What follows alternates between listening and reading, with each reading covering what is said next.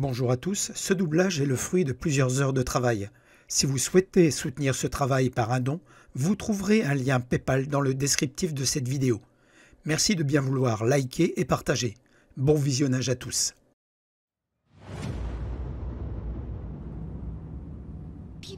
Des gens meurent, des écosystèmes entiers s'effondrent. Nous sommes au début d'une extinction massive et tout ce dont vous pouvez parler, c'est d'argent et de contes de fées sur la croissance économique éternelle. Comment osez-vous?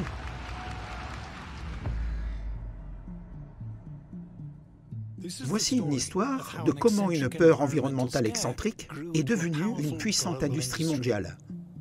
C'est une merveilleuse opportunité commerciale, n'est-ce pas? Vous voulez le climat? On vous le donnera. Il y a énormément d'argent en jeu. Il s'agit d'une énorme arnaque financière. Ce n'est pas seulement des milliards maintenant, mais des trillions de dollars qui sont en jeu.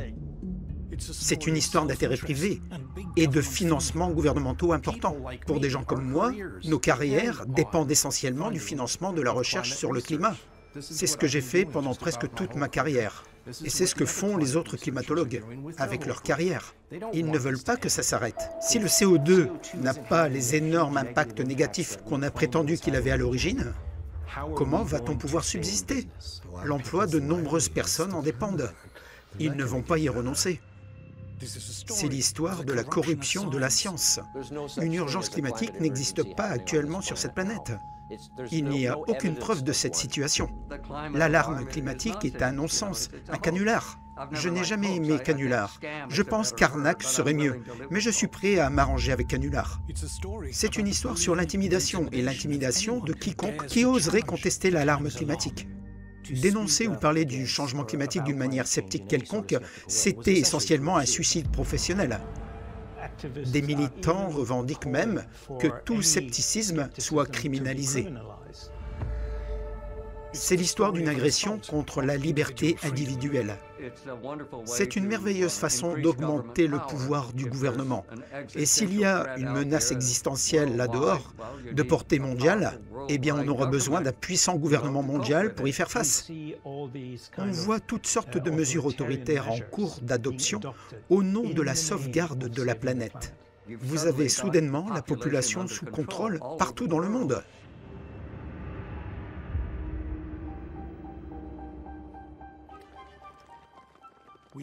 Nous appelions cela le progrès industriel. Depuis la révolution industrielle, le développement de la production de masse capitaliste du marché libre a permis de fabriquer toujours plus de produits toujours plus abordables pour un nombre toujours plus grand de personnes. La production de masse a marché main dans la main avec la consommation de masse. À l'ère moderne, les gens ordinaires jouissent d'un niveau de prospérité jamais vu auparavant dans l'histoire de l'humanité. Mais dans le même temps, on nous dit que l'on détruisait la planète. Les ordinateurs ont calculé ce qui nous attend à mesure que nous produisons et consommons toujours plus. Le temps va empirer, la planète va bouillir. Nous, les humains avides, nous devons accepter des limitations sur notre mode de vie, de consommer moins, de voyager moins. Ceux qui nient la crise climatique n'ont pas seulement tort, ils sont dangereux, répandant le poison du doute parmi une population crédule. Ces négationnistes devraient être évités, humiliés et censurés. Car ces négationnistes du climat sont des platistes. Ils sont anti-science. Un enseignant de l'Université de New York fait partie de ces négationnistes du climat. Le professeur Stephen Koonin est l'un des physiciens américains les plus éminents. Il était conseiller scientifique du président Obama et à la fois vice-président et doyen de Caltech, l'une des instituts scientifiques les plus prestigieuses au monde. J'enseigne les sciences du climat à mes étudiants à NYU. Et je leur dis toujours, vérifiez vous-même les données ou les publications. Et ils sortent tous de ce cours avec leurs yeux grands ouverts. Le livre à succès du professeur Koenig-Unstled soutient que les études scientifiques traditionnelles et acceptées par les agences officielles ne soutiennent pas l'idée qu'il y aurait une quelconque crise climatique. Bien sûr, on m'a traité de négationniste. Et ma réponse à cela, c'est « dites-moi ce que je nie, Parce que je ne fais que vous citer directement les rapports scientifiques officiels de l'ONU. Dick Lindzen rejette également les déclarations des alarmistes climatiques. Il est l'un des plus éminents météorologues du monde et a été professeur de météorologie dans 2 universités, à Harvard et au MIT, et a fait partie du groupe d'experts intergouvernementaux de l'ONU sur l'évolution du climat, appelé également le GIEC. Même le groupe d'experts intergouvernemental sur l'évolution du climat, si vous consultez la section du groupe de travail 1, qui est la partie scientifique, ils ne soutiennent aucune de ces affirmations. Et je peux vous l'assurer, pour y avoir servi, que c'est tendancieux. Mais il était impossible de convaincre de vrais scientifiques d'accepter certaines de ces absurdités qui ont été promues. Will Harper était aussi un négationniste et un physicien américain éminent. Il a été conseiller scientifique auprès de 3 présidents et professeurs de physique dans 2 universités de Columbia et de Princeton. Il y a cette idée malicieuse qui est promue que la vérité scientifique est déterminée par un consensus. Dans la vraie science, il y a toujours des disputes. Vous savez, aucune science n'est jamais établie. C'est absurde que les gens disent que la science du climat est établie, spécialement pour le climat. Le Dr John Clauser est l'un des scientifiques les plus respectés au monde. En 2022, il a reçu le prix Nobel de physique. La science qui se fait actuellement est terriblement mauvaise à mon avis. Il existe un grand nombre de scientifiques qui sont en profond désaccord et ils se qualifient comme sceptiques. Puisque je ne m'inquiète plus de perdre un financement ou un emploi, peu importe, je me considère comme un négationniste du changement climatique. Ces scientifiques, très éminents et respectés, et d'autres comme eux, ne sont pas des platistes. Ils ne nient pas la science. Alors quelles sont les preuves qui les ont amenés à rejeter l'alarme climatique comme un non-sens?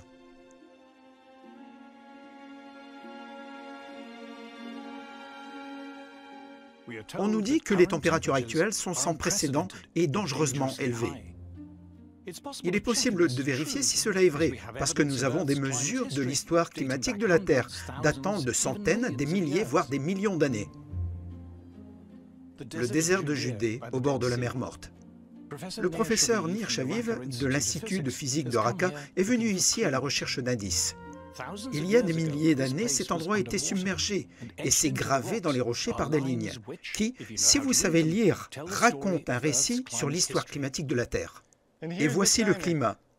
Nous nous trouvons dans le lit d'un lac, qui était autrefois le lac Lisan. C'est un lac qui a existé jusqu'à la fin de la dernière période glaciaire. À l'époque, le niveau du lac se trouvait peut-être à une centaine de mètres au-dessus de là où nous sommes actuellement. Quand on veut reconstruire le climat du passé, on doit rechercher des preuves, des indices. Et quand le lac existait, des dépôts se sont formés. Et en regardant ces couches ici, on peut effectivement reconstituer la façon dont le climat a changé. Une eau plus chaude signifie plus de vie et une accumulation plus élevée de coquillages et d'os de créatures marines et d'autres changements qui se reflètent dans les anciennes couches du lit du lac. Les lignes agissent comme une sorte de thermomètre, et ce n'est qu'une des manières que les géologues peuvent reconstituer le climat du passé. Dans d'autres endroits, on peut aller dans des grottes de stalagmites et inspecter les cernes annuelles que l'on a avec les stalagmites. Ou alors on peut forer des carottes au fond de l'océan et puis examiner les couches qu'on y trouve, ou encore le faire dans d'autres endroits. Mais ici, je pense que c'est l'un des endroits les plus sympas, parce qu'on peut réellement voir comment le climat a changé. Alors, quand on remonte le temps, que trouve-t-on?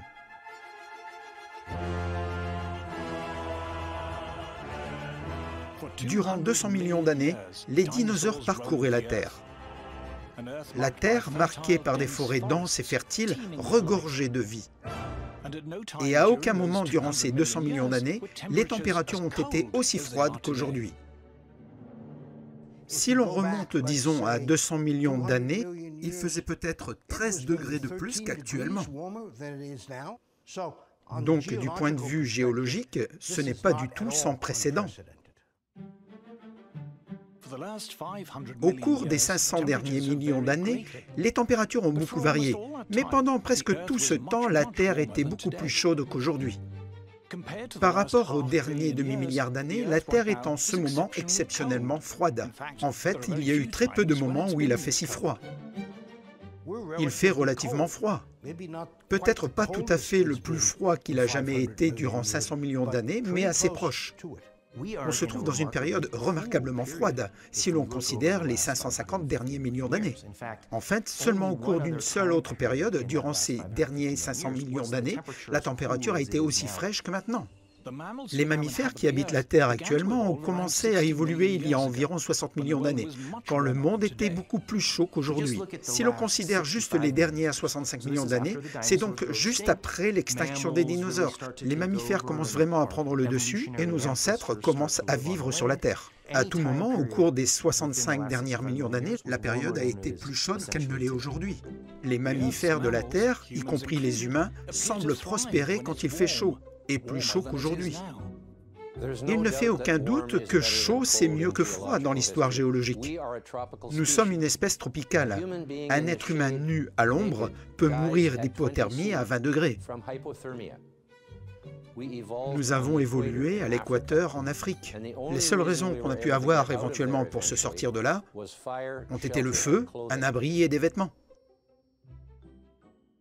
Au cours des 50 derniers millions d'années, les températures ont régulièrement baissé, plongeant la Terre dans ce que les géologues appellent la période glaciaire, du Cénozoïque antérieur. Nous sommes encore dans cette période glaciaire.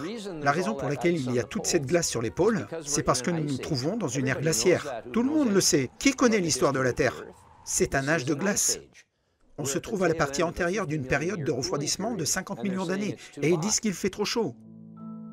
Si l'on se concentre sur les derniers millions d'années, on voit les températures qui baissent et, en même temps, en train de fluctuer entre les périodes extrêmement froides et des périodes un peu plus douces. Les périodes extrêmement froides sont appelées des maxima glaciaires, lorsque la planète est principalement recouverte de glace, et les périodes moins froides sont appelées minima glaciaires, quand il n'y a que de la glace au pôle. Depuis 10 000 ans, heureusement, nous avons été dans un minimum glaciaire légèrement moins froid, connu comme l'Holocène. Avec un temps plus doux, les humains ont commencé à émerger de leurs grottes. Et il y a plusieurs milliers d'années, on a assisté à l'essor des premières grandes civilisations. Dans une période heureuse où, selon de nombreuses études, il faisait considérablement plus chaud qu'aujourd'hui. C'est ce que l'on appelle l'optimum climatique de l'Holocène. On l'appelait un optimum parce que les gens pensaient que chaud c'était mieux. Depuis, les températures ont baissé et ont commencé à fluctuer. À l'époque romaine, il y a eu une merveilleuse période chaude, suivie d'une période froide brutale de l'âge sombre. Puis vint la période tempérée du Moyen-Âge, où selon de nombreuses études, il faisait aussi chaud ou plus chaud qu'aujourd'hui, suivie d'une période particulièrement froide, connue sous le nom de Petit Âge glaciaire. Peut-être la plus froide de ces 10 000 dernières années. Et voici la période chaude romaine, l'âge sombre et froid, la période chaude médiévale et le petit âge glaciaire très froid, duquel, depuis 300 ans, nous sommes en train de récupérer. Le plus long record instrumental de température au monde vient du centre de l'Angleterre, et voici ce qu'il montre. Depuis le petit âge glaciaire, vers 1650, la température est montée doucement, d'un peu plus de 1 degré Celsius. Le record de température du centre de l'Angleterre, c'est un trésor mondial, vous savez. C'est le plus long registre continu que nous ayons. Et ce n'est certainement pas un enregistrement très alarmant.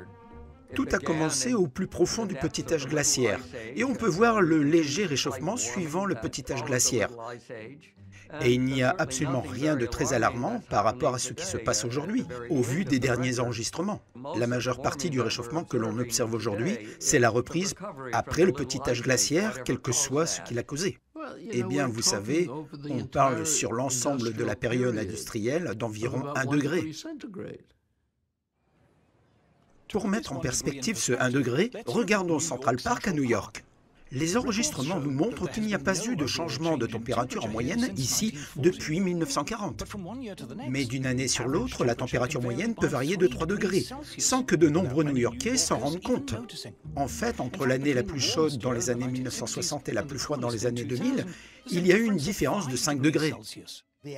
La température moyenne de ce jour-ci, cette année, pourrait avoir une différence de 5 degrés par rapport à la température moyenne d'il y a 1 ou 2 ans. Quand j'entends les gens palabrer sur les 1,5 degrés menant à la fin de la civilisation, je me demande qu'est-ce qu'ils ont fumé. Vous savez, c'est complètement fou. D'après les relevés thermométriques depuis 1880, il n'y a eu qu'une très légère augmentation de la température. Et ce n'est seulement qu'en étirant l'axe Y de ce graphique qu'on peut percevoir l'augmentation. C'est la ligne ascendante utilisée par les agences officielles comme preuve du réchauffement climatique. Mais est-ce exact? Le professeur Ross McKittrick est un expert en analyse statistique à l'université de Guelph. Il a remarqué quelque chose d'étrange concernant les registres de thermomètres modernes. Des thermomètres, même dans la même région, donnent des valeurs très différentes selon l'endroit où ils se trouvent. J'étais intéressé par la question comment expliquer la configuration spatiale du réchauffement. Certains endroits se réchauffent plus que d'autres, et il s'avère que c'est étroitement corrélé à la structure spatiale de l'activité économique. Là où il y a plus de monde, il y a plus d'activité humaine, donc plus de chaleur. C'est ce que l'on appelle l'effet d'îlot de chaleur urbain.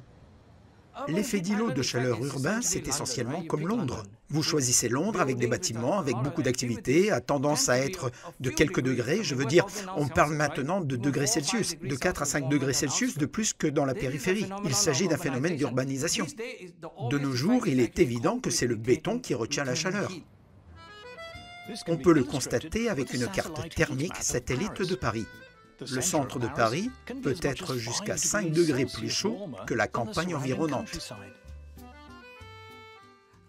Paris, Londres, Pékin, Shanghai et j'en passe, New Delhi, tous ont absolument démontré ces effets. Alors, comment cela a-t-il affecté le record officiel de température? Au début du XXe siècle, il était normal de construire des stations météorologiques juste à l'extérieur des villes. Assez proches pour être vérifiées tous les jours, mais loin de la chaleur de la vie urbaine.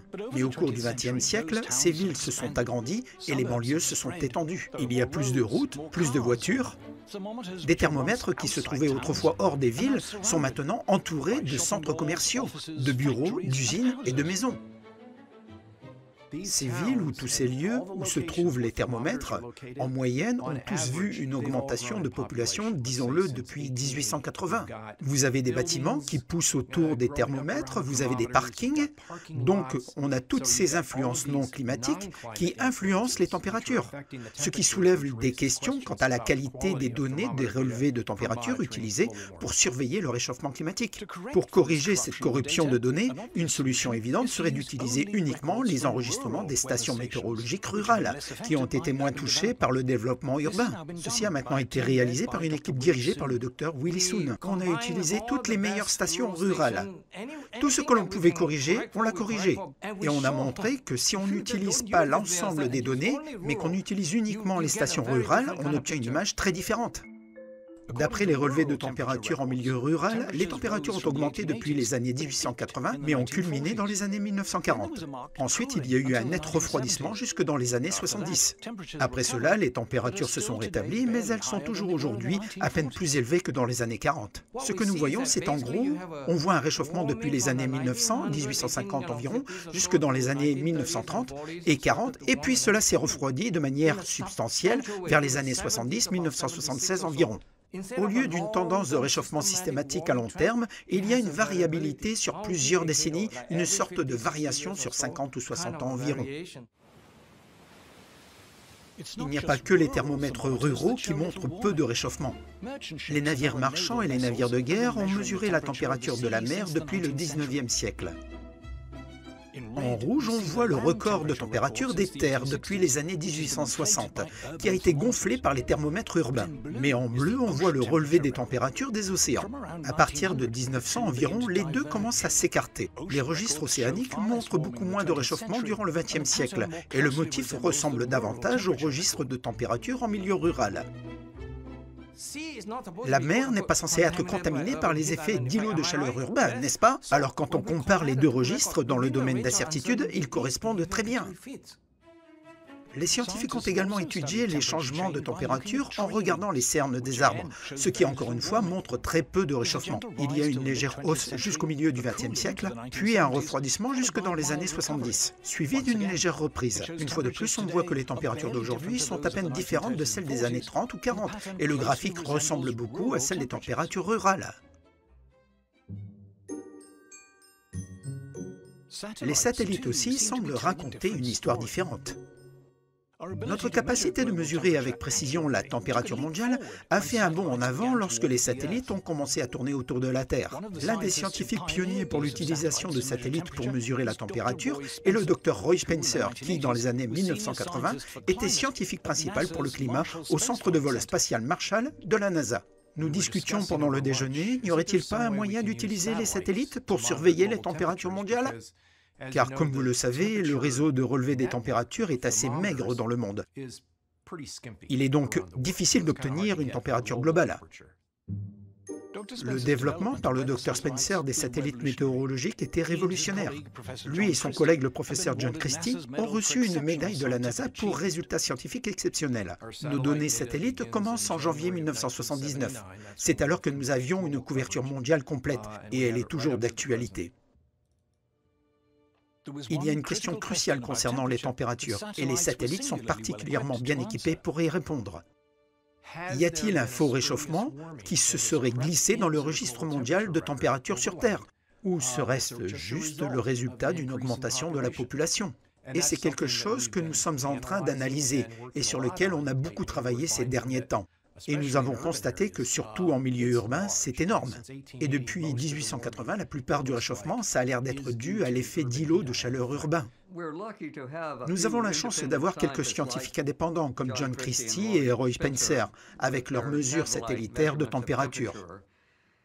Vous savez, avant qu'ils ne commencent à publier cela, les registres de température au sol se déchaînaient. Et ils montaient, vous savez, c'était une folie sans limite. Mais maintenant, ils doivent lutter avec le fait qu'il y a cette façon indépendante et probablement meilleure de mesurer la température du globe entier sans déclencher la moindre alarme. Des preuves évidentes provenant de plusieurs sources concordent désormais pour dire que le registre officiel des températures mondiales, telles qu'elles sont utilisées par les gouvernements du monde et rapportées par les médias internationaux, montre un réchauffement bien trop élevé au cours des 120 dernières années, artificiellement gonflé par l'urbanisation. Si on regarde le registre des ballons météo, celui des satellites et le registre rural, le registre des océans ne se réchauffe pas autant que celui de la Terre. Tout ceci nous indique que la grande impulsion de réchauffement que l'on voit dans ce registre vient du registre terrestre de l'hémisphère nord. Et c'est de là que se produit la majeure partie de cette contamination des données. Mais le léger réchauffement qui s'est produit au cours des 300 à 400 dernières années, est-ce que l'on peut attribuer une partie de cela aux émissions humaines de CO2 ?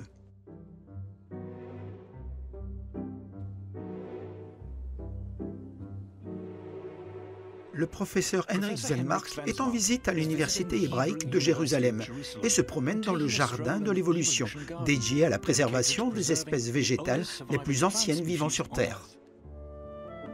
Ces plantes ne sont pas seulement agréables à regarder, elles peuvent également nous renseigner sur le niveau de CO2 dans l'atmosphère durant le passé géologique de la Terre. Ce que l'on a ici est un ginkgo, et c'est en fait un fossile vivant, dans le sens où ce type d'arbre est apparu pour la première fois il y a environ 270 millions d'années. Au-dessus de la feuille se trouvent ce que l'on appelle les stomates, les cellules où ils peuvent absorber le CO2. Ils mesurent donc la quantité de CO2 se trouvant dans l'air, puis ils ajustent le nombre de ces stomates selon la quantité de CO2 qui s'y trouve.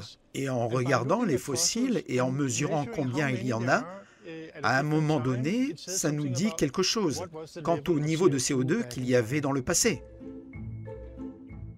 Alors, quand on remonte le temps, que trouve-t-on? Sur la quasi-totalité des 500 derniers millions d'années, le niveau de CO2 dans l'atmosphère a été bien plus élevé qu'il ne l'est actuellement. Même avec la contribution de l'industrie moderne au niveau du CO2, selon les normes géologiques, le niveau de CO2 atmosphérique aujourd'hui est proche d'être aussi bas qu'il ne l'a jamais été. À l'heure actuelle, on a environ 400 parties par million. Il y a 50 millions d'années, cela aurait pu être 2000 parties par million. Donc une concentration beaucoup plus élevée de CO2. Je pense que l'estimation actuelle du CO2 mondial est aujourd'hui d'environ 423 parties par million. Si l'on regarde le phanérosaurique durant les derniers 550 millions d'années, on verrait un taux de CO2 de l'ordre de 7000 parties par million. Le CO2 est un aliment végétal. Ce niveau beaucoup plus élevé du CO2 atmosphérique dans le passé montre que c'était un monde beaucoup plus vert. Les périodes de CO2 élevées ont tendance à être des périodes de grande biodiversité sur la planète. En fait, nous sommes dans une famine de CO2 si l'on regarde les 550 derniers millions d'années. Au fond du plus récent maximum glaciaire, la quantité de CO2 dans l'atmosphère est tombée si bas que toute vie sur Terre a failli disparaître. On dit que le CO2 est plus élevé qu'il ne l'a été pendant 100 000 ans. Mais ce qu'ils ne vous disent pas, c'est que durant la période dont ils parlent, le CO2 a chuté tellement bas que la vie sur Terre a failli disparaître. Il y a 20 000 ans, le CO2 était au niveau le plus bas jamais atteint dans l'histoire de la Terre, à 180 ppm. S'il avait encore baissé de 30 parties par million, nous serions tous morts. Il y a un niveau minimal de CO2, où la photosynthèse devient si inefficace que toute vie végétale meurt. Et ensuite, tout le reste commencerait à périr. Lors du dernier maximum glaciaire, il y a de bonnes preuves que dans de nouvelles régions du monde, il y avait une famine végétale à cause du manque de CO2. Donc, on devrait être très reconnaissant que les niveaux de CO2 aient commencé à remonter. Nous sommes encore loin des normes historiques qui seraient de plusieurs milliers de parties par million. Il n'y a pas assez de combustible fossile pour y arriver, mais au moins, on fait un début. Mais est-ce que la légère augmentation récente de CO2 a eu un effet sur la température ? On vous montrerait bien volontiers une image du CO2, mais on ne le peut pas car il est invisible. Le CO2 ne représente qu'une infime fraction des gaz présents dans l'atmosphère, seulement 0,04%. Ce n'est qu'un seul des 25 gaz à effet de serre différents, qui, pris dans leur ensemble, ne forment qu'une partie du système climatique complexe de la Terre. Alors, quelle preuve y a-t-il que ce gaz sans trace ait un impact notable quelconque sur le climat ? S'il est vrai que des niveaux élevés de CO2 causent l'élévation des températures, on devrait pouvoir le constater dans l'histoire climatique de la Terre. Ici, des scientifiques prélèvent des carottes de glace anciennes. Ces carottes nous renseignent à la fois sur les températures et les niveaux de CO2 du passé. Les scientifiques ont effectivement trouvé un lien entre les températures et le CO2. Le problème, c'est que c'est dans le mauvais sens. Donc c'est vrai que durant les 2 derniers millions d'années, de l'ère glaciaire dans laquelle on se trouve actuellement, que le CO2 et la température sont corrélés. Mais si le CO2 est le moteur, il doit changer d'abord, et la température doit changer ensuite. En fait, quand on commence à regarder les données très précisément, vous voyez exactement l'inverse. La température commence d'abord à augmenter, et alors, de l'ordre d'un siècle à quelques siècles plus tard, on commence à voir une augmentation du CO2. On sait depuis longtemps que la température bouge en premier. Donc la température augmente, le CO2 augmente ensuite. La température baisse, le CO2 baisse. Les périodes glaciaires commencent quand le CO2 est à son maximum, et les périodes glaciaires se terminent lorsque le CO2 est à son minimum, ce qui est exactement l'opposé de ce qui se passerait si le CO2 contrôlait la température.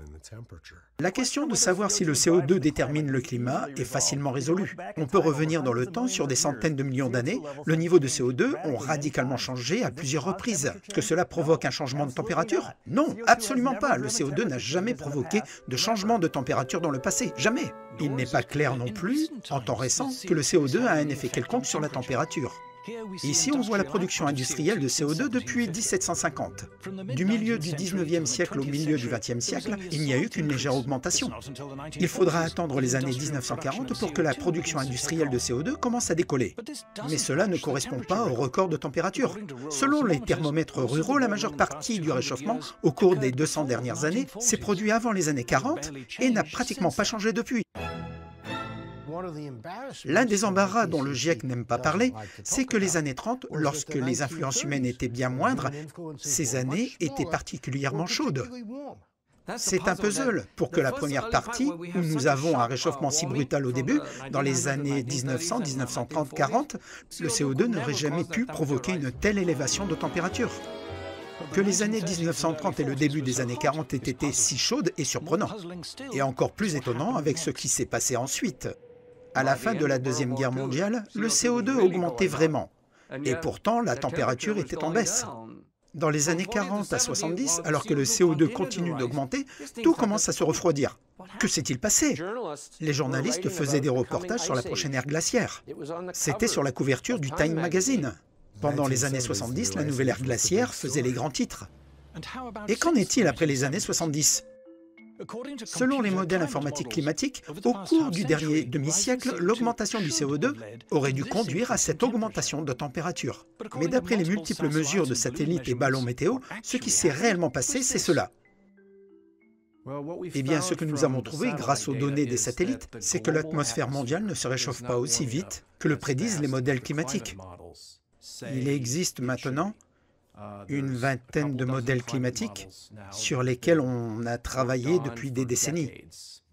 Vous savez, des milliards de dollars, des dizaines de milliards de dollars ont été investis dans ces efforts de modélisation climatique. Et on constate que d'une manière générale, pratiquement tous les modèles climatiques produisent trop de réchauffement sur cette période depuis 1979 jusqu'à nos jours. Et même si on disait que l'ensemble des thermomètres terrestres était correct, ils ne produisent pas autant de réchauffement que le prédisent la plupart des modèles climatiques, qu'il devrait y avoir, disons, au cours des 50 dernières années. Les modèles, individuellement et même collectivement, lorsqu'on fait la moyenne entre eux, dans les soi-disant ensembles, ils ne sont pas corrects. On peut déjà voir que le principal soutien du mouvement d'alarme climatique sont ces énormes modèles informatiques qui sont clairement faux.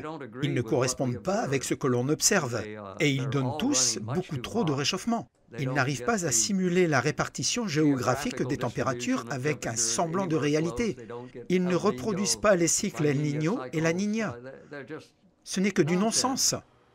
Tous les modèles climatiques sont basés sur l'hypothèse que le CO2 entraîne un changement de température. Mais les observations réelles et les preuves historiques indiquent clairement que ce n'est pas le cas. Oui, j'affirme qu'il n'y a aucun lien entre le CO2 et le changement climatique. Tout ça n'est que du non-sens à mon avis. Il n'y a aucune vérité dans l'idée que la Terre serait plus chaude maintenant que dans le passé. C'est un mensonge. Ce n'est pas vrai que le CO2 est plus élevé qu'il devrait l'être. C'est un mensonge. Le climat de la Terre a changé à de multiples reprises au cours de sa longue histoire et continuera à changer sans aucune aide de notre part. Le climat change toujours, vous savez. Qui nie le changement climatique? C'est toujours en train de changer. Mais si le CO2 ne contrôle pas le changement climatique, qui le fait?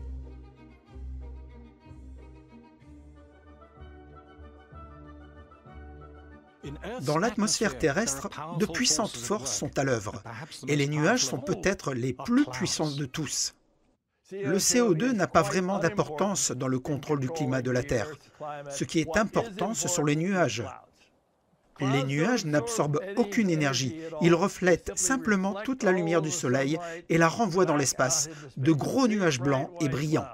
Si vous regardez la Terre, vous en voyez beaucoup, beaucoup, et ils varient considérablement d'un jour à l'autre. C'est des centaines de fois plus puissant que les effets insignifiants du CO2.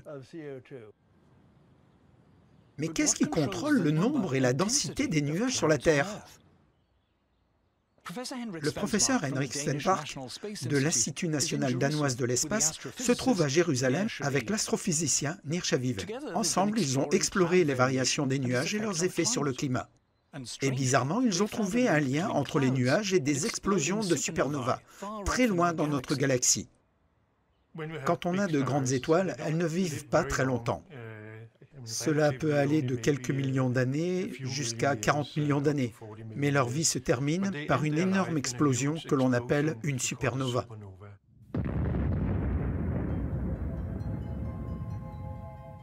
Une supernova qui explose envoie de grandes quantités de débris, de minuscules particules subatomiques chargées appelées rayons cosmiques, voyageant presque à la vitesse de la lumière. Et lorsqu'il frappe la Terre, il provoque l'apparition de noyaux glaçogènes qui attirent la vapeur d'eau pour former des nuages. Le professeur Shaviv a remarqué que le taux de couverture nuageuse sur Terre est lié à notre périple autour de la Voie lactée. Durant l'orbite de notre système solaire autour de la galaxie, ce qui dure des millions d'années, il traverse les bras spiraux de la galaxie, des amas denses d'étoiles. Quand cela se passe, on est exposé à plus ou moins de rayons cosmiques formant des nuages. Et cela correspond au changement historique de température sur la Terre. La chose vraiment ahurissante, c'est qu'en utilisant la géologie, on peut reconstruire le climat sur Terre au cours du dernier milliard d'années. Et on peut aussi reconstituer notre voyage galactique, et les deux choses racontent la même histoire. Mais qu'en est-il des changements de température sur des échelles de temps plus courtes? Le Soleil, notre source de chaleur et de lumière, une masse bouillonnante d'orages magnétiques gigantesques, dont la force et le nombre varient au fil du temps, et qui nous affectent directement et indirectement. Lorsqu'il est très actif, le Soleil envoie des rafales géantes de vent solaire à travers le système solaire. Le vent solaire nous réchauffe indirectement, en agissant comme une barrière, en limitant le nombre de rayons cosmiques formant des nuages qui atteignent la Terre. Donc, du Soleil, on a le vent solaire qui transporte le champ magnétique du Soleil sur une grande distance, et ça fonctionne comme un bouclier contre les rayons cosmiques. Et quand le Soleil est plus actif, on a un vent solaire plus fort. On a moins de rayons cosmiques atteignant le système solaire interne et qui pénètrent l'atmosphère. Et les nuages qui se forment alors sont moins blancs. Ils réfléchissent moins la lumière du Soleil, ce qui signifie qu'il va faire plus chaud ici sur Terre. Voici une reconstruction proxy des températures de l'océan sur des milliers d'années. Et voici l'une des activités solaires sur la même période. Ce qui fait changer la température de l'océan, ce sont clairement les variations d'activité solaire. Vu que le GIEC est déterminé à conserver le narratif selon lequel seul le CO2 peut influencer le système climatique, ils ont essentiellement éteint le Soleil. Pour eux, le Soleil n'est qu'un arrière-plan, il ne fait rien du tout. L'astrophysicien Willy Soon a décidé de passer en revue les données des températures rurales des 150 dernières années. Et puis, il a regardé un registre des changements d'activité solaire durant la même période. Pour le Dr Soon, il était évident que c'était le Soleil et non le CO2 qui faisait monter la température. À partir de 2023, le GIEC prétend que le Soleil n'a absolument aucune chance d'expliquer les changements du système climatique à grande échelle. Par exemple, le réchauffement climatique de l'hémisphère nord, nous disons non. On peut facilement le démontrer. Tout ça, c'est 0 pour le CO2 et 100% pour le Soleil. Qu'en pensez-vous? Pourquoi est-ce que ces études et d'autres ne sont jamais rapportées dans les grands médias? Et si le changement climatique est naturel, que doit-on penser de la prétendue augmentation terrifiante des phénomènes météorologiques extrêmes? Des canicules, des ouragans, des incendies de forêt, des sécheresses et tout le reste.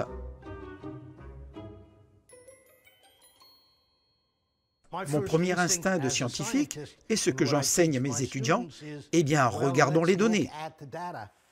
Et quand on fait cela, on découvre, comme on peut le lire dans les rapports du GIEC eux-mêmes, qu'il est vraiment difficile de voir une tendance dans les événements extrêmes et encore moins de les attribuer aux influences humaines.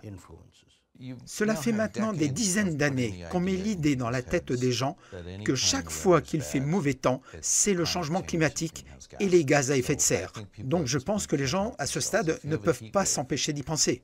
S'il y a une canicule, tout de suite, tout le monde pense « Oh, qu'est-ce qu'on a fait avec ce temps ?» Si quelqu'un dit dans les nouvelles « C'est la journée la plus chaude depuis 1980 » ou quelque chose comme ça, eh bien on peut consulter les registres de température et voir par soi-même qu'il faisait en fait plus chaud dans les années 30, ce qui est souvent le cas. Le registre de température aux États-Unis est le meilleur du monde. Et voici le rapport officiel du gouvernement américain sur les vagues de chaleur aux États-Unis au cours du siècle dernier. Cela montre très clairement que les années 30 étaient bien plus sujettes aux vagues de chaleur qu'aujourd'hui. Non seulement les vagues de chaleur étaient plus nombreuses dans les années 30, et les canicules de cette époque étaient bien plus chaudes que celles d'aujourd'hui. De même, les chiffres officiels montrent que le nombre de journées chaudes aux États-Unis a nettement diminué. Il faisait beaucoup plus chaud aux États-Unis durant les années 30. Le Dakota du Nord a atteint 49 degrés. Le Dakota du Sud était à 49 degrés. Pour le Wisconsin, c'était 46 degrés. De telles températures sont complètement hors de portée par rapport à tout ce que les gens vivent actuellement. Une erreur courante est de supposer qu'une température moyenne plus élevée signifie plus de canicules, mais ce n'est pas vrai. Ici, le registre de température du centre de l'Angleterre, le plus long registre de température instrumentale du monde. Les températures estivales pendant 300 ou 400 ans depuis la fin du petit âge glaciaire n'ont pratiquement pas changé. Ce sont les températures hivernales qui montrent une légère hausse. Le climat de la Terre ne s'est pas réchauffé, il est en train de s'adoucir. On a certainement observé ça partout dans le monde. Si on regarde le registre de température, les températures élevées sont presque inchangées. Mais les températures froides la nuit ou en hiver sont en train de monter un peu. Pas grand-chose, mais on peut le mesurer. Quand la moyenne augmente, c'est vraiment en raison des températures les plus froides qui se réchauffent. La température devient donc plus douce plutôt que plus chaude. Qu'en est-il du nombre croissant d'incendies de forêt dont on nous parle si souvent? Si l'on regarde le nombre actuel d'incendies de forêt à partir des observations satellites, le nombre réel est en baisse. Voici une estimation des incendies de forêt mondiaux depuis 1900. Cela montre une nette baisse. Et voici un relevé des zones touchées par les incendies de forêt aux États-Unis. Cela montre que les incendies de forêt étaient bien pires durant les années 30. Des années 20 aux années 30, quand on a des données, la chose était énorme, 5 à 10 fois supérieure au niveau actuel. Qu'en est-il des ouragans? Les États-Unis ont de loin le meilleur registre d'activité des ouragans dans le monde. Au cours des 120 dernières années, il n'y a eu aucun changement global. En fait, la tendance est légèrement à la baisse. Quand on regarde les données pour les ouragans, techniquement les cyclones tropicaux, on voit qu'il n'y a pas de tendance à long terme. Et le reste du monde? Voici un graphique de l'activité mondiale des ouragans au cours des 40 dernières années. Les ouragans existent depuis toujours, vous savez. Nous avons de bons registres proxy des ouragans. Et il n'y a eu aucun changement dans leur fréquence. Même le GIEC admet cela. Qu'en est-il de la fonte des calottes glaciaires et la sécheresse? Voici un relevé satellite de la température dans l'Antarctique depuis la fin des années 70. Cela ne montre aucune augmentation. Et voici un relevé des sécheresses mondiales depuis 1950. Il n'y a aucune augmentation observable. On nous dit que les ours polaires sont voués à disparaître, mais des études suggèrent que leur nombre est en augmentation. La grande barrière de corail aussi a récemment atteint des niveaux records. Il n'existe actuellement pas d'urgence climatique pour la planète. Il n'y en a aucune preuve. Oui, l'histoire des événements météo extrêmes, c'est tout simplement absurde. Il n'y a aucun fondement à cela. C'est juste basé sur de la propagande. Les données réelles montrent le contraire. Je vous ai montré les données officielles. La science officielle, dites-moi ce que je nie. L'alarme climatique est un non-sens, c'est un canular. Je n'ai jamais aimé le mot canular, mais je pense qu'arnaque serait un meilleur mot. Mais je suis prêt à vivre avec canular. Mais pourquoi nous dit-on encore et encore que le chaos climatique provoqué par l'homme est un fait scientifique incontestable, hors de toute question, au-delà de tout doute? Pour répondre à cela, on doit examiner le soi-disant consensus sur le changement climatique. Jusque dans les années 80, le réchauffement climatique n'était guère plus qu'une histoire effrayante d'excentriques mise en scène par des écologistes radicaux. Mais ensuite, la cause a été reprise par un jeune et ambitieux sénateur, Al Gore, qui deviendra bientôt vice-président. $1 milliard d'argent public par an a été mis à disposition pour la recherche sur le changement climatique. Ce chiffre est rapidement passé à 2 milliards. Jusqu'à ce niveau, les chercheurs académiques dans diverses disciplines ont commencé à postuler pour ce financement climatique. Si l'on veut se qualifier pour de l'argent avec l'étiquette climat, alors on prend ce que l'on est en train de faire, on y ajoute un peu de langage climatique, et c'est parti. Si vous vous occupez des habitudes sexuelles des cafards, vous y ajouterez l'impact du climat. Donc, tout ce que j'ai à faire, c'est d'ajouter un petit pli à ma demande de subvention pour expliquer mes craintes que le changement climatique entraîne la mort de tous les érables, et alors, tout de suite, le financement est admis. Des universitaires de tout genre se sont mis en ligne pour le financement climatique. Le climat est devenu un nouveau domaine d'intérêt passionnant pour les sociologues, les biologistes, les professeurs de littérature anglaise, des professeurs d'études de genre et bien d'autres encore. Et cela a servi à créer une communauté. Je veux dire que maintenant, vous êtes devenus climatologues. même si vous n'avez aucune idée de la physique du climat. Des milliers d'articles ont été publiés sur le changement climatique et la prostitution, le changement climatique et la bière, le changement climatique et la peste noire, le changement climatique et le handicap, le changement climatique et les jeux vidéo, et toutes sortes de choses inimaginables. Il y a une liste presque comique d'études là-dehors. Il suffit de faire une recherche sur Google avec changement climatique et quelque chose, et tout vient. Peu de ces publications ont posé la question si le changement climatique était réellement vrai. Après avoir fait la recherche, le papier est rédigé. Parfois, on trouve qu'il n'y a aucun effet climatique du tout. Mais on doit quand même le dire dans la publication, oh oui, le changement climatique est réel. Et on a juste besoin d'étudier cela un peu plus. Étant donné que si peu de ces soi-disant études climatiques n'ont pas remis en question l'idée du changement climatique, il a été déclaré qu'il y avait un consensus scientifique. Donc le changement climatique doit être réel. Le climat est devenu également une nouvelle préoccupation pour les organismes de recherche financés par le gouvernement. La recherche scientifique aux États-Unis est principalement financée par des subventions du gouvernement. Ainsi, le type de subvention offerte par le gouvernement détermine en grande partie la science qui est faite. C'est pendant la guerre froide que beaucoup d'organismes gouvernementaux de recherche ont été créés. Mais à la fin de la guerre froide et la pression exercée sur les dépenses publiques ont laissé beaucoup d'entre eux en difficulté pour justifier la continuation de leur financement. Le Congrès des États-Unis ne finance seulement que les problèmes. D'accord, la recherche sur les problèmes. Qu'il s'agisse d'argent destiné à la NASA, ou à la NOAA, ou à la National Science Foundation, ou le ministère de l'Énergie, ou toute autre organisation à lettres d'alphabet. Cela a toujours été un problème de soutenir votre recherche, ou votre existence, votre raison d'être. Donc le climat était une aubaine. Si le Congrès est prêt à vous payer pour trouver des preuves du réchauffement climatique, bon sang, en tant que scientifique, on ira trouver des preuves pour ça. Parce que c'est pour ça qu'on est payé. Et devinez quoi? Si on ne trouve pas de preuves, ou on dit les données suggèrent que ce n'est pas un problème, eh bien le financement prend fin. Cela altère totalement la façon dont on regarde la science. Il y avait un célèbre gangster à qui on a demandé « Pourquoi braquez-vous les banques ?» Il a répondu « Parce que c'est là où se trouve le fric ». L'alarme climatique a rapporté des fonds, et plus la menace supposée était grande, plus les fonds semblaient affluer. L'établissement scientifique financé par l'État avait désormais un intérêt financier direct à exagérer la situation d'alarme. Mais il y a une énorme motivation d'exagérer ou de parler en hyperbole, même si les données ne soutiennent pas exactement ce que l'on dit, parce que c'est ce qui amène les fonds. J'étais dans ce bateau, j'étais quelqu'un qui défendait pas mal le changement climatique en tant qu'étudiant diplômé, car en vérité, je n'y avais pas trop réfléchi. Mais j'ai pensé, eh bien cela attire beaucoup l'attention, et ça amène énormément d'argent aux sciences de la Terre. Même si je ne crois pas à toutes les exagérations, où est le problème?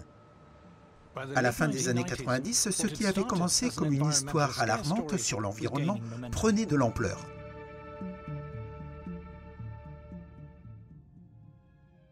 Les gouvernements occidentaux et leurs hauts fonctionnaires étaient plus que disposés à s'attaquer aux problèmes climatiques.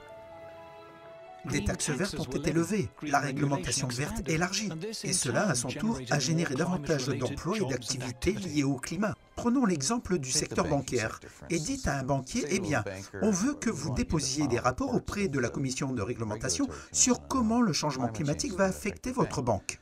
Un banquier ne connaît rien à ce sujet, donc ils doivent mandater des études par des universitaires. Bien sûr, les universitaires sont heureux de venir leur dire « Eh bien, ça va être terrible pour votre banque, ça va causer toutes sortes de problèmes.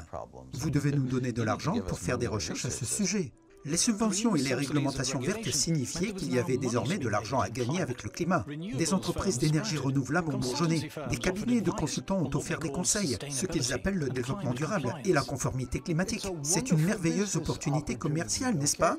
Vous voulez du climat? Nous vous donnerons du climat. À elle seule, l'industrie des énergies renouvelables réalise aujourd'hui un chiffre d'affaires de plus d'1 milliard de dollars par an, et cela devrait doubler au cours des prochaines années. Ce qui était autrefois une industrie artisanale s'est maintenant développé pour devenir un élément majeur de l'économie mondiale. La croissance de cette industrie climatique a connu une explosion d'emplois verts, bien rémunérés tels que directeurs du développement durable, conseillers en compensation carbone, consultants ESG, avocats en conformité climatique et bien d'autres. Les étudiants ont commencé à arriver dans notre département de sciences de la Terre avec un accent sur le climat. Cela n'était jamais arrivé auparavant. Mais ils ont commencé à penser à leur perspective de carrière. Et ils sont intelligents. Et ils regardent qui embauche. Et le fait était que tout ce qu'il y avait dans le pool de recrutement avait climat quelque part attaché au nom. J'ai commencé il y a quelques années à voir des programmes comme une maîtrise en finance climatique. Et je me suis alors demandé, qu'est-ce que c'est que ça? Je comprendrais si c'était une maîtrise en finance. Et bien maintenant, on a besoin d'une université qui va enseigner ce programme. Donc il faudra des professeurs en finance climatique. Chaque école ou université ou entreprise aura un bureau du climat, ou des directeurs du climat, ou un programme climatique.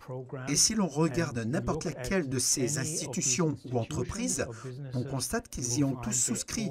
Et ceux qui n'y adhèrent pas seront mis sous pression. Mais à la dernière réunion du GIEC de l'ONU, financée par des fonds publics, 70 000 délégués sont venus du monde entier par avion. Les bureaucrates gouvernementaux, les ONG vertes, les consultants en séquestration du carbone, les journalistes de l'environnement et les chefs de firmes d'énergie renouvelable. Mais ce n'était que la pointe de l'iceberg. Plusieurs centaines de milliers d'emplois dans le monde dépendent actuellement de la crise climatique. On commence par construire cette énorme population dont le seul travail consiste à gérer la crise. Et aussi, explicitement, pour s'assurer que les gens sont alarmés par la crise. Car toute cette industrie dépend entièrement de l'existence de la crise. Mais c'est là que réside la seule grande menace qui pèse sur cette industrie de plusieurs milliards de dollars. Tous les emplois, tous les financements sont totalement dépendants de l'existence même de la crise climatique. Si le CO2 n'a pas les énormes impacts négatifs qu'on a prétendu qu'il avait à l'origine, comment va-t-on pouvoir subsister? Comment justifier notre existence si le changement climatique n'est pas cette menace existentielle que nous avons prétendu qu'il était au cours des 4 dernières décennies? Pour des gens comme moi, nos carrières dépendent du financement de la recherche sur le climat. C'est ce que j'ai fait pendant presque toute ma carrière, et c'est ce que font les autres climatologues avec leur carrière. Ils ne veulent pas que ça s'arrête. Si la NASA disait le réchauffement climatique n'est pas un problème, que se passerait-il si leur financement disparaissait? Donc ils ne peuvent pas le dire. Je veux dire, vous avez les Nations Unies et son groupe d'experts intergouvernemental sur l'évolution du climat. S'ils disaient que le climat n'est pas en train de changer, ils n'auraient plus aucune raison d'exister. Le GIEC a un instinct d'autopréservation afin de montrer que le changement climatique est une menace existentielle. Sinon, il n'y aurait eu aucune raison de récolter l'argent pour faire ce travail dès le début. Il n'y a pas seulement des milliards maintenant, mais des trillions de dollars qui sont en jeu. Il y a énormément d'argent en jeu. Il s'agit d'une énorme arnaque financière. L'emploi de nombreuses personnes en dépend. Ils ne vont pas y renoncer. Si soudain la perception devient évidente que ce n'est pas un problème, vous allez considérer cela comme une menace existentielle.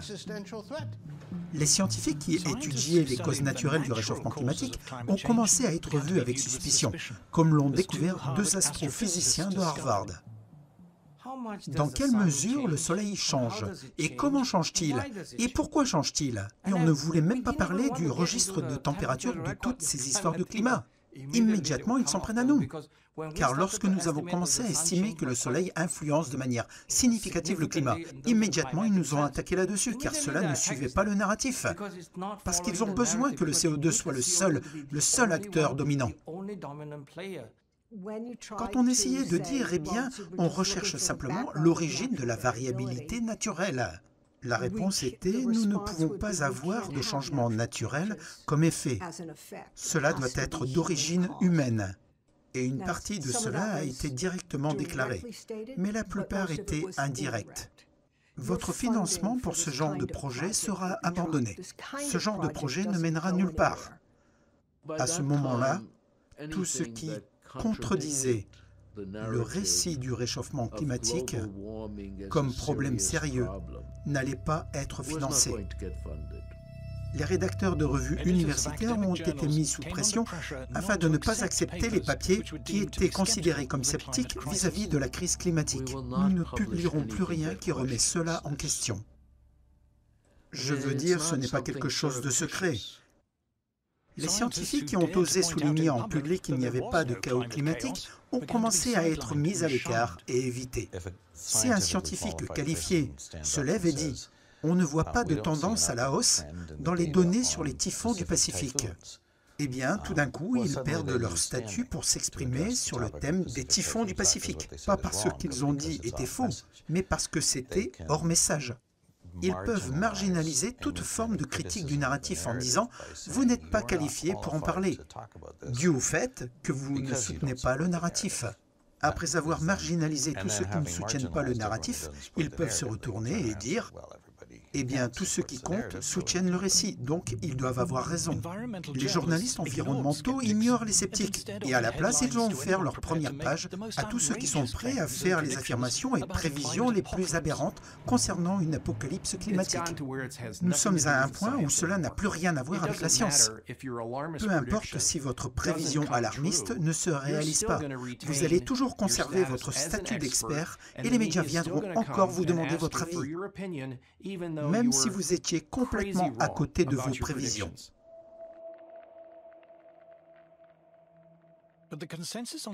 Mais le consensus sur le climat n'est pas seulement imposé par ceux de l'industrie climatique. Pour expliquer l'attrait élargi de l'alarme climatique, on doit examiner la politique derrière le climat.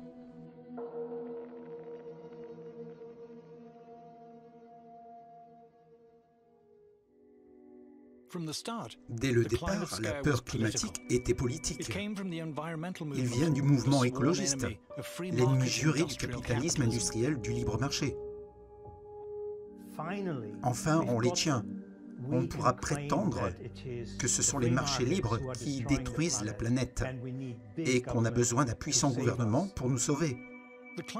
Le problème climatique, dit-on, vient des actions irresponsables d'individus cupides et bons à rien, qui ont trop de bébés et qui conduisent trop, qui consomment trop de produits sous contrôle des sociétés capitalistes se pliant à leurs caprices. La solution est un gouvernement ayant davantage de pouvoir pour réglementer les entreprises privées, mais aussi pour guider et remodeler la vie et les habitudes des individus. L'agenda politique s'est étendu à la micro-gestion de la vie de chacun et dans le moindre détail. Quel type de poêle peut-on utiliser? Quel type de chauffage peut-on avoir? À combien peut-on régler le thermostat? Où peut-on conduire? Quel genre de véhicule? Etc. Selon les planificateurs, nous n'aurons plus de moteur à combustion interne d'ici 1 heure. Tout cela exige que le gouvernement soit impliqué, n'est-ce pas? Car le gouvernement doit en quelque sorte imposer des changements au public. Si cela dépendait du public, on ne serait pas en train d'acheter des véhicules électriques, parce que vous savez, ils ne sont pas pratique. Le soutien à l'alarme climatique est désormais pratiquement synonyme avec le mépris pour le capitalisme du libre marché et le désir d'un gouvernement plus autoritaire. Ce sont les libéraux contre les conservateurs aux États-Unis. Et d'une manière générale, les libéraux sont inquiets que nous détruisions la planète. Et bien sûr, ils sont aussi favorables à un gouvernement autoritaire. Et puis, les conservateurs se situent à l'autre extrémité du spectre, là où beaucoup d'entre eux ne croient pas que l'on détruit la planète. Et ils ne veulent pas d'un gouvernement qui s'implique dans leur vie personnelle. Les belles paroles sur l'alarme climatique sont devenues presque universelles parmi ceux qui dépendent du gouvernement pour leurs moyens de subsistance. Cela inclut ceux qui travaillent dans les établissements publics d'enseignement, des arts et des sciences. Tony Heller se souvient du temps passé dans les laboratoires de Los Alamos. Le comté tout entier de Los Alamos fonctionnait grâce à l'argent du gouvernement et que nous avions les revenus les plus élevés de l'État. Alors naturellement, les gens qui vivaient à Los Alamos soutenaient un grand gouvernement, parce que c'était de là que venait leur gagne-pain, c'est de là que venaient leurs bonnes écoles. Tout ce qui était bien à Los Alamos venait du gouvernement. Alors bien sûr, ils croyaient tous en ce grand gouvernement. Parmi l'intelligentsia occidentale, largement financée par l'État, le soutien pour davantage de dépenses publiques et de réglementation, c'est presque un signe moral déterminant. Dans ces milieux, remettre en question l'alarme climatique, c'est socialement inacceptable. D'être sceptique du climat, c'est tabou. Quelqu'un qui va à l'encontre de ça rencontre vraiment beaucoup de colère et de vitriol. Et vous savez, on vous appelle un négateur, un négationniste de la science, un hérétique. Vos collègues ne vous parlent plus, vous n'êtes plus invité dans les conférences, vos étudiants pourraient vous abandonner. Tout cela est vraiment terrible.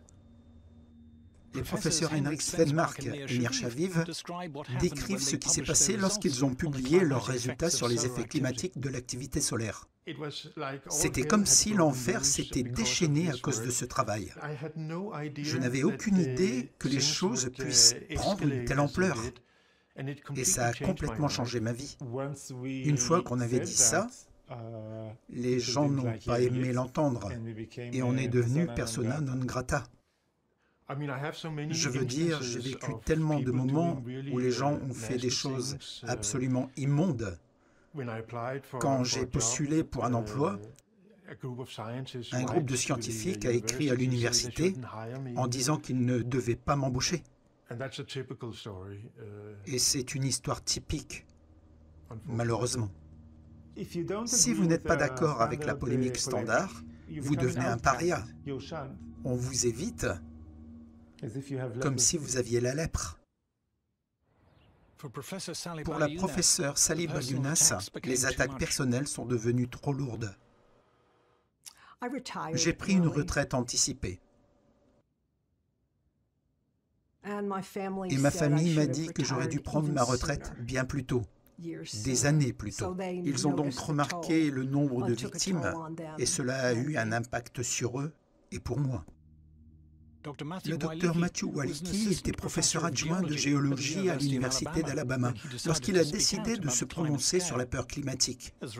À la suite du contre-coup, il a décidé de quitter l'enseignement. De parler du changement climatique de manière sceptique quelconque, c'était essentiellement un suicide professionnel absolu. Il m'était devenu impossible de publier dans bon nombre de revues scientifiques. Je me suis essentiellement isolé de bon nombre d'institutions de financement. C'est l'une des raisons pour lesquelles vous pouvez construire un consensus. Car au sein d'une communauté, quiconque est sceptique à ce consensus, en principe, se fera expulser de la communauté. S'exprimer de manière scientifique, qui vont à l'encontre du consensus, je dirais, est un tueur de carrière pour les personnes en début de carrière. Si j'avais 30 ans dans une université et que j'essayais de faire carrière, je la fermerais certainement. Et en fait, je me suis efforcé de la fermer quand j'étais plus jeune. Je savais que le climat n'avait aucun sens à l'époque, mais j'étais un peu prudent. Si un jeune se pose des questions là-dessus, il ne pourra pas mettre cela dans une proposition. La proposition sera refusée. Et effectivement, il ne pourra pas publier, car le gardien de la porte ne le laissera pas entrer. Et alors, cela mettra fin à leur carrière. Vous êtes obligé de soutenir l'histoire du réchauffement climatique. Si vous ne le faites pas, vous serez exclu. Vous perdrez vos financements et votre carrière sera ruinée. Vous allez être rejeté par la communauté, vous serez méprisé par vos collègues. Le soi-disant consensus sur le climat est lui-même devenu une arme, une forme de harcèlement, d'intimidation et de censure, utilisée contre ceux qui refusent de se conformer. C'est un outil que les gens utilisent afin de matraquer leurs adversaires et les sceptiques et pour attaquer leur carrière. Selon ses détracteurs, loin d'être scientifique, le consensus militant et intolérant sur le climat représente une attaque dévastatrice sur l'investigation scientifique libre. Je considère que mon travail de scientifique est d'exposer simplement les faits et de laisser les gens décider de ce qu'ils veulent faire. Quand on ne peut pas parler des faits, les choses deviennent corrompues. Si vous fermez la porte aux idées, si vous le dites, vous n'êtes pas autorisé à le tester. Vous n'avez pas le droit d'avoir cette idée, alors vous avez quitté le domaine de la science. Je ne pense pas que les climatologues reviendront un jour sur leur affirmation selon laquelle l'augmentation du CO2 est le bouton de contrôle du système climatique actuel. Je ne pense pas qu'ils reviendront un jour sur ça, quelles que soient les preuves. Il est clair que c'est désormais un culte et complètement en divorce avec la science. Mais la peur du climat apparemment inarrêtable ne représente pas seulement une attaque contre la science. Cela commence à nous façonner un nouveau type de société.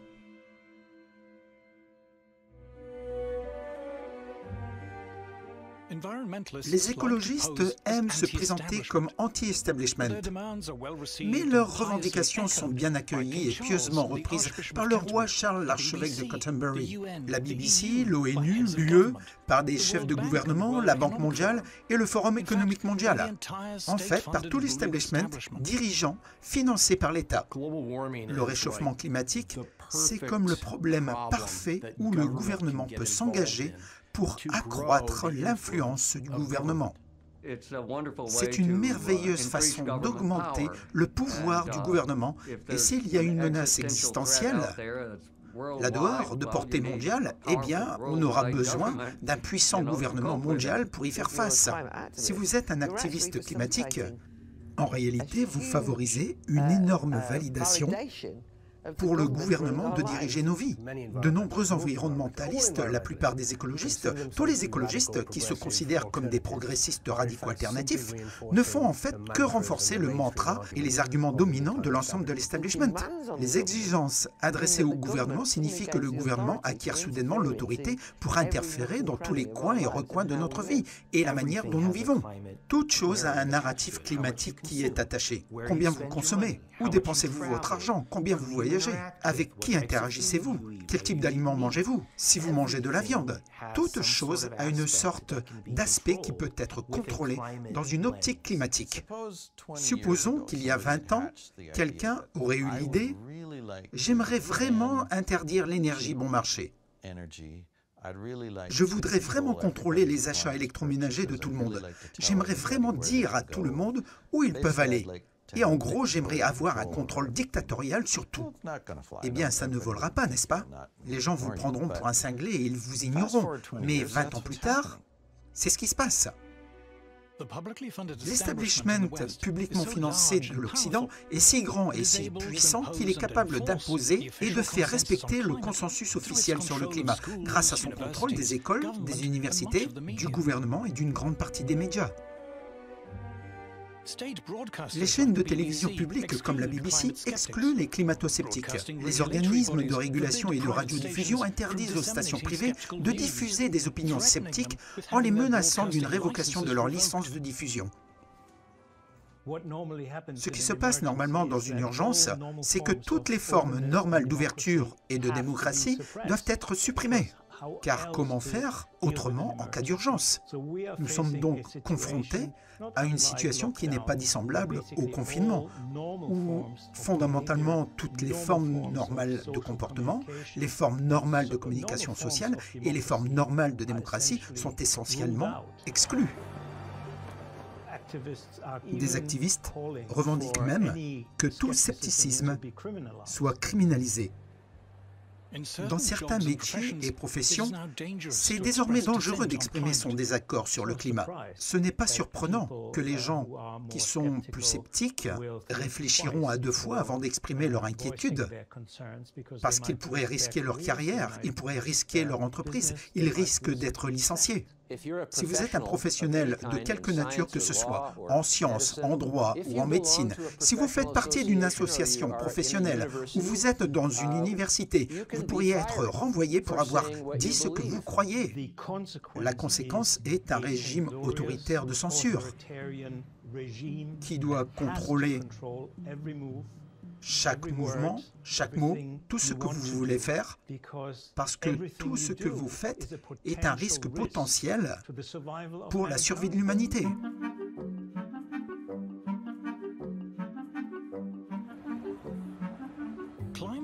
Les manifestants pour le climat condamnent le capitalisme, mais lors de leur rassemblement anticapitaliste, il est difficile de repérer quelqu'un qui ressemble à un ouvrier, comme un docker, un grutier ou un métallurgiste, ou une esthéticienne ou un camionneur. Il semble que les ouvriers soient totalement absents de ces rassemblements, et pour une très bonne raison. Les alarmistes du climat d'aujourd'hui se plaignent non pas que le capitalisme ne produise pas assez, mais qu'il produit trop. Le système capitaliste moderne a conduit à la prospérité. De plus en plus de gens ont de plus en plus de choses. L'anticapitalisme moderne, à l'heure actuelle, est une critique du capitalisme qui nous donne trop. Ils pensent que le problème avec le capitalisme maintenant, c'est en fait qu'il donne trop de récompenses en masse pour les travailleurs ordinaires. Et ce qu'ils veulent à la place, et c'est souvent très explicite, c'est un genre de style de vie beaucoup plus austère, simple, dans lequel la consommation de masse, les choix de consommation de la grande majorité de la population soient contrôlés ou même interdits. On doit moins consommer, on doit moins passer de vacances, on doit moins conduire, on doit moins manger et ainsi de suite. Il semble que ce qui contrarie de nombreux écologistes n'est pas l'échec, mais plutôt le succès du capitalisme, qui a produit une abondance de biens abordables pour les masses.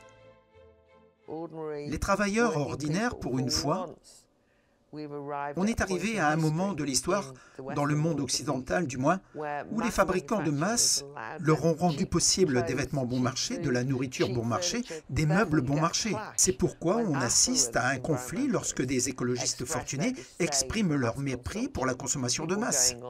C'est comme les gens qui vont sur ces énormes bateaux de croisière. Ils sont des milliers. Mais que font-ils? Oh mon Dieu, tous ces fous, ils sont en train de ruiner Venise. Vous savez, ils ruinent tous nos beaux endroits. On vaut mieux que ça, n'est-ce pas? Pourquoi vont-ils là-bas? Ce que l'on a ici est un cas classique d'hypocrisie de classe et d'intérêt personnel, se faisant passer comme une préoccupation d'intérêt public. On pourrait prendre ce genre de socialistes verts plus au sérieux s'ils vivaient hors réseau, s'ils réduisaient leur propre consommation au minimum, s'ils ne prenaient pas l'avion. Au lieu de ça, ils parlent constamment de la façon dont la consommation humaine détruit la planète. Mais les gens qui font tout ce bavardage ne montrent aucun signe qu'ils réduisent leur propre consommation. Ce que les écologistes appellent la décroissance est en train d'être atteint par la destruction de notre système d'énergie et le transport conventionnel et l'introduction forcée d'alternatives coûteuses et peu fiables. Cela produit déjà l'effet escompté sur la fabrication industrielle qui est sous tension, sous le poids des taxes vertes et des réglementations punitives et le prix d'énergie plus élevé. Les gens qui sont derrière l'alarme climatique s'en foutent de la fabrication. Ils ne sont pas concernés. Ils ne connaissent personne qui travaille dans le secteur manufacturier, dont leur travail et leur vie en dépendent. Ils ne sont pas enthousiasmés par l'industrie ou le progrès industriel. Ils veulent juste que ça s'arrête.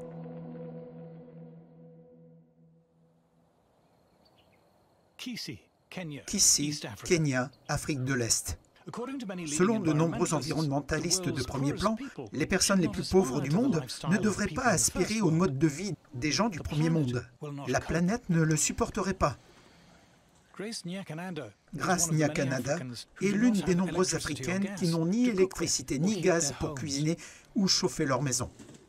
La fumée intérieure résultant de la combustion du bois et du fumier séché constitue la forme la plus mortelle de pollution au monde. Pour des millions de personnes, c'est la cause de maladies pulmonaires, de cécité et de morts prématurées. Si je continue comme ça, je serai aveugle. Et mes enfants sont encore jeunes. Qui va les nourrir? Cela m'inquiète, mais que puis-je faire?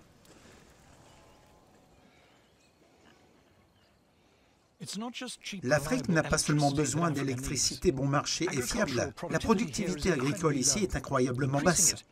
Pour l'augmenter, il faudrait des combustibles fossiles pour fabriquer des engrais, conduire des tracteurs et d'autres machines agricoles. Jesper Machogu est un agriculteur. Chaque Africain veut se développer. Accroître et améliorer l'agriculture est l'un des moyens les plus simples de le faire. L'agriculture est totalement liée aux combustibles fossiles. Les combustibles fossiles, ce que nous disent les pays occidentaux, c'est que l'on ne devrait pas y avoir accès. Environ un tiers de la nourriture produite en Afrique pourrit avant même qu'elle n'atteigne la bouche des consommateurs. Pour éviter ce terrible gaspillage, l'Afrique a besoin d'emballages en plastique, de camions frigorifiques et de bonnes routes. Tout cela est combattu par les écologistes occidentaux. Tout cela vient avec le développement industriel. Tout dépend d'une énergie fossile abordable. La diarrhée due à la consommation d'eau sale tue toujours des centaines de milliers d'enfants africains. Mais une eau propre nécessite de grandes installations industrielles de purification d'eau, ainsi qu'un réseau d'approvisionnement d'eau moderne. Et cela ne se fera qu'avec de l'énergie bon marché. Je pense qu'il est assez évident que l'Occident vit bien grâce aux combustibles fossiles. Quand les gens disent que l'Afrique n'a pas besoin de combustibles fossiles, je me pose des questions. Je ne pense pas qu'ils veulent ce qu'il y a de mieux pour nous. Ils ne veulent pas que l'on se développe. Et cela signifie qu'on continue à mourir de faim, qu'on continue à être pauvre. La plupart des gens ne savent pas ce qu'est le changement climatique et ils s'en foutent. Ils veulent juste de la nourriture sur la table. Ils veulent vaincre la pauvreté, ils veulent vaincre la faim, ils ont besoin d'argent pour améliorer leur vie, ils veulent s'épanouir, c'est tout. Quand ils utilisent les mots développement durable, ils veulent dire pas de développement du tout. Ce que je veux dire exactement, c'est se développer durablement signifie ne pas consommer trop d'énergie, ne pas utiliser trop de carbone, le net zéro. L'idée est de ne pas utiliser trop de ressources, de ne pas trop produire de biens de consommation, parce que consommer c'est mauvais. Donc en fin de compte, l'idée de développement est hors de portée. Les Verts pensent que les Africains ne devraient jamais utiliser leurs ressources comme les Européens ou les Américains, les Canadiens ou les Australiens ont utilisé les leurs. Ils sont également favorables à des taxes punitives, des taxes frontières pour tout pays africain qui veut exporter ses marchandises vers l'Europe s'ils utilisent leurs propres ressources. Alors voilà, cela résume l'éthique sans merci et la dépravation du programme des Verts. Mais les alarmistes du climat ont un problème. De nombreux pays d'Afrique et d'Asie ignorent simplement les exigences des écologistes, des gouvernements occidentaux et des agences internationales. On estime que la Chine communiste est en train de construire en moyenne 2 nouvelles centrales à charbon par semaine. La Chine utilise désormais davantage de charbon que le reste du monde réuni. Ce qui est l'une des raisons pour lesquelles l'agenda climatique est en train de s'effondrer, parce que le reste du monde ne réduit pas ses émissions et ne s'oriente pas vers les énergies renouvelables. En Occident également, pour beaucoup de gens, l'alarmisme climatique est en baisse. Les gens ordinaires ne sont pas stupides. Ils ont vu ces affirmations ridicules échouer les unes après les autres à maintes reprises. Ce que cela fait, c'est laisser les gens avec un cynisme profond et justifié à l'égard de ce que dit l'establishment scientifique et à propos de ce que dit le gouvernement. Pour résoudre la crise climatique, nous dit-on, on doit abandonner nos voitures. On doit payer davantage pour le carburant, le chauffage, les vêtements, la nourriture, prendre moins l'avion et limiter nos déplacements. Cette attaque sur les voyages de masse, le tourisme de masse, la consommation de masse a peu d'attrait pour les masses. Les gens ordinaires commencent à réaliser que ça va leur coûter beaucoup d'argent simplement pour vivre la vie qu'ils menaient et qu'ils veulent mener. Et dès que cela a commencé à se produire, j'ai pu voir des personnes au Royaume-Uni qui avaient auparavant été indifférents à l'environnementalisme, pensant soudain, comment osent-ils faire ça? Non. Comment osent-ils essayer d'enlever ce que l'on ne considère pas comme un luxe, mais comme une nécessité? Toute la politique de durabilité est basée sur la retenue. C'est une question de restriction, c'est de faire moins. Et cela, évidemment, c'est l'anathème pour la plupart des gens et leurs besoins quotidiens. Le fait qu'il y a effectivement eu un mouvement de personnes qui pensent que la production de masse à bas prix, qu'il s'agisse de maisons ou d'autre chose, c'est un problème. Je veux dire, pour l'amour de Dieu, ce n'est pas étonnant que les gens soient devenus dédaigneux vis-à-vis du point de vue de l'environnementalisme de la classe moyenne. Mais c'est littéralement ce que les gens disent. Comment va-t-on empêcher les gens d'acheter des choses bon marché dans les magasins? Lorsque des manifestants pour le climat sont montés sur une rame de métro dans l'est de Londres, ils n'ont pas été acclamés par les travailleurs de la banlieue. Ils ont été insultés et traînés avec colère hors du train et ont reçu un traitement brutal sur le quai. Si vous alliez dans un pub, fréquenté principalement par ce que les Américains appellent l'école bleue, vous verrez que d'être sceptique sur la politique du changement climatique ne va pas vous faire expulser.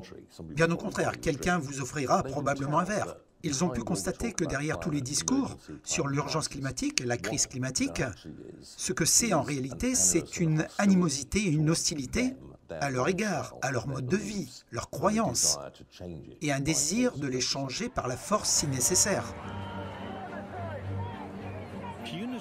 Des politiques punitives et restrictives menées au nom du changement climatique et du Covid ont provoqué des protestations en Grande-Bretagne, au Canada et dans d'autres pays occidentaux. Les hommes politiques anti-establishment et les mouvements contestataires gagnent du soutien. Ce qu'ils ont sous-estimé, c'est la fureur qu'ils allaient bientôt rencontrer venant des gens ordinaires. Ils disent simplement « vous ne pouvez pas faire ça ». Alors d'un coup, il y a un nouveau mouvement. De nombreux travailleurs ne sont pas seulement sceptiques, mais vraiment en colère à propos de l'alarme climatique et de tout ce qui en découle. Il y a un soupçon, ou peut-être une prise de conscience, que le changement climatique est une peur inventée, poussée par l'intérêt personnel et le snobisme cyniquement promu par un établissement parasite financé par l'État, avide de toujours plus d'argent et de pouvoir, une attaque contre la liberté et la prospérité de tous les autres.